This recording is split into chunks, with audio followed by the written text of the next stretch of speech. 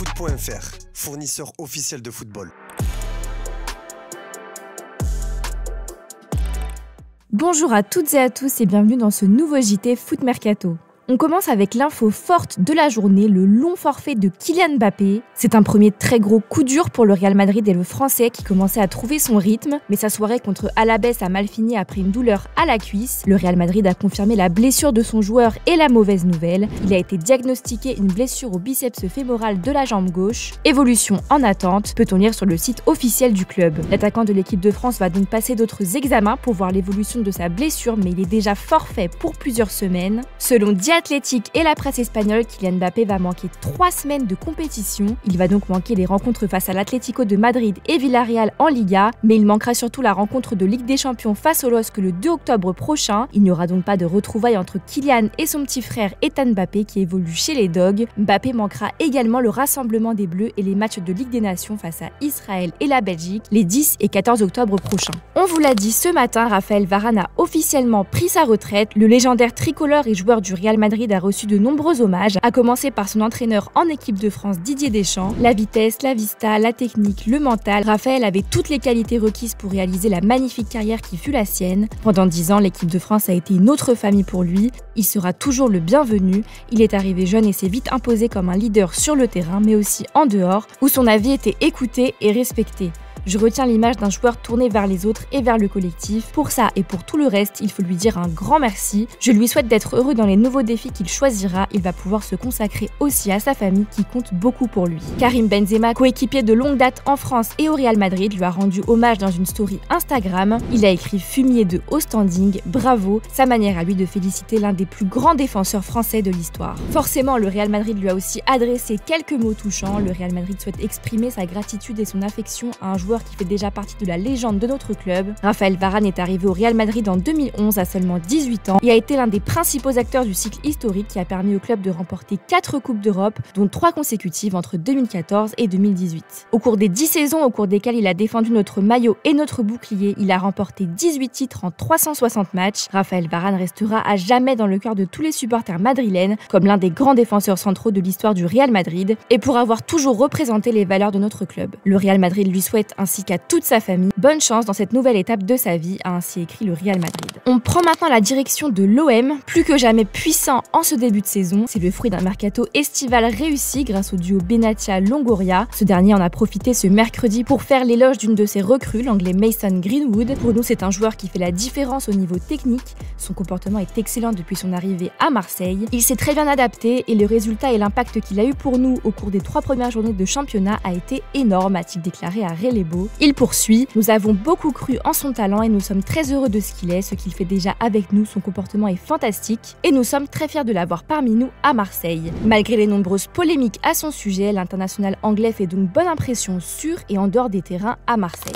Mehdi Benatia a quant à lui fait plusieurs révélations concernant le Danois Pierre-Emile Højbjerg au micro de beIN Sport. Pierre-Emile Højbjerg a déjà pris une place énorme dans la vie du groupe.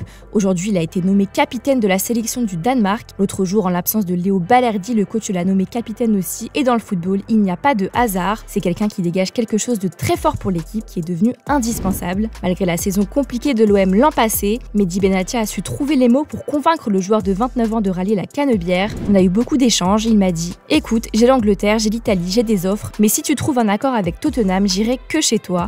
À partir de là, j'ai commencé à être plus tranquille parce que je sais que c'est quelqu'un de parole. En ramenant l'ancien bavarois, Benatia aura une nouvelle fois eu le nez creux sur le marché des transferts. À l'étranger, on commence avec une terrible nouvelle du côté de Manchester City. Le diagnostic est tombé pour Rodri. Le club a annoncé dans un communiqué de presse qu'il souffre d'une blessure ligamentaire au genou droit. Une évolution de son état est en cours pour avoir une étendue complète de la blessure et le pronostic attendu est-il écrit. Un terrible coup de massue sur la tête de la formation britannique qui va devoir faire sans lui durant au moins 9 mois. Il est donc forfait pour pratiquement le reste de la saison 2024-2025, ce qui peut jouer dans la course aux différents titres puisque l'équipe est bien meilleure avec Rodri sur le terrain. Pour le remplacer, Pep Guardiola dispose toutefois de plusieurs options. Il peut ainsi faire appel à Matteo Kovacic, Matheus Nunes ou encore à Ilkay Gundogan, qui évoluerait dans un rôle plus défensif. Le coach a d'ailleurs confirmé la longue absence de Rodri lors d'une conférence de presse.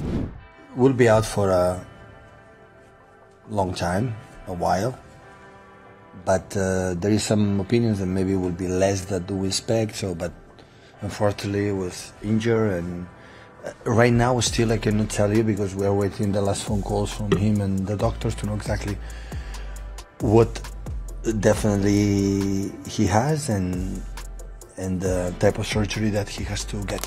On reste en Angleterre car Manchester United et Liverpool sont dans un bras de fer pour attirer Anthony Robinson dans leur effectif, désert à la suite des blessures de Luke Shaw et de Tyrell Malacia, qui n'apportent de toute façon pas satisfaction lorsqu'ils jouent. Le couloir gauche des Red Devils est en manque d'un titulaire en puissance, un argument qui pourrait pencher en la faveur des Mancuniens si jamais Robinson devrait prendre une décision finale. De l'autre côté, les Reds suivraient le latéral gauche américain pour assurer la succession d'Andrew Robertson, qui aura 31 ans en mars prochain. Si le projet de Liverpool peut sembler plus abouti que celui du rival Manchester United, les garanties de temps de jeu seraient moindres du côté d'Anfield pour le défenseur de Fulham. Selon The Sun, les deux clubs pourraient tenter de passer à l'action pour le joueur de 27 ans dès le prochain mercato hivernal. Pour rappel, Anthony Robinson est évalué à 25 millions d'euros par Transfermarkt, affaire à suivre. En Espagne, le Real Madrid a des problèmes avec ses voisins après plusieurs plaintes des habitants vivant à proximité du Santiago Bernabéu. Le club merengue avait décidé d'annuler la programmation de concerts dans son stade jusqu'en mars 2025. Mais comme l'a rapporté Marca, cette mesure n'a pas suffi à atténuer l'exaspération du voisinage. Ainsi, la Casablanca a pris une autre décision, celle de baisser le volume de la sonorisation, une décision qui n'est pas du goût de nombreux supporters madrilènes. Il y aura un moment où nous devrons célébrer les buts en silence. Ils se sont plaints que c'était un stade de football et pas une salle de concert, et maintenant ils sont aussi mécontents du fait que les buts soient célébrés, se sont-ils plaints auprès du quotidien ibérique. Cette affaire pourrait bien prendre de l'ampleur. Du côté des joueurs, et outre sa blessure, Kylian Mbappé fait parler de lui à l'approche de la cérémonie du Ballon d'Or 2024. Il n'est pas favori pour remporter cette édition, et justement, selon Sergio Agüero, le Bondinois ne mérite pas de l'emporter. Il a affirmé à Marca: cette saison, Vinicius était meilleur que Mbappé, c'est un joueur qui crée du danger. Si Vinicius a le ballon, on sent qu'il y a du danger. Je préfère que Vinicius remporte le Ballon d'Or. Cette saison, il a été bien supérieur. Et d'ailleurs, selon Marca, c'est bien le Brésilien qui sera le grand gagnant cette année.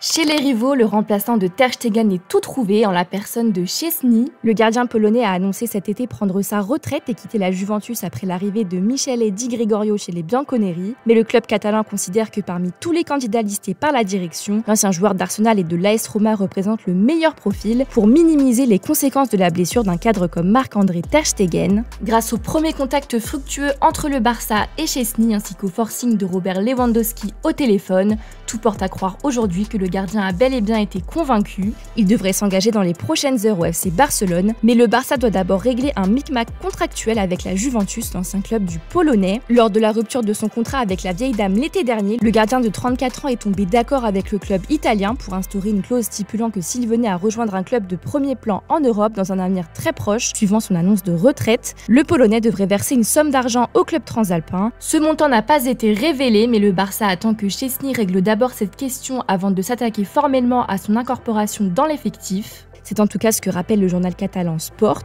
Il faudra voir si les négociations entre le Polonais et la Juve permettent que cette clause soit annulée ou au contraire payée dans les temps. Le journal Sport confirme que Szczęsny est attiré par le projet catalan, même s'il sait qu'il ne sera pas titulaire immédiatement. Cependant, il est convaincu que son parcours et son expérience lui permettront de devenir le numéro 1 du Barça au cours des prochains mois, une fois qu'il aura atteint le tonus physique optimal. Dans le monde du football, chacun cherche à sa manière de le modifier pour rendre les rencontres plus attractives. Comme Michel Platini qui avait proposé il y a quelques jours de passer à 10 joueurs sur le terrain, et bien Gary Neville, légende de Manchester United, propose lui de rallonger certains matchs pour attirer les foules. L'ancien défenseur de 49 ans souhaiterait systématiser l'organisation d'une séance de tir au but après chaque match nul pour obtenir des points supplémentaires. Le vainqueur de cet exercice partirait avec 2 points au lieu d'1. Si un enfant assiste à un match pour la première fois ou si c'est son seul match de la saison et qu'il assiste à un match 0-0 ou 1-1, il y aurait au moins un vainqueur. Les enfants adorent les tirs au but, mais filles adoreraient les tirs au but à la fin d'un match, explique Neville, pas sûr que son idée soit validée par les autres instances du football et par les fans.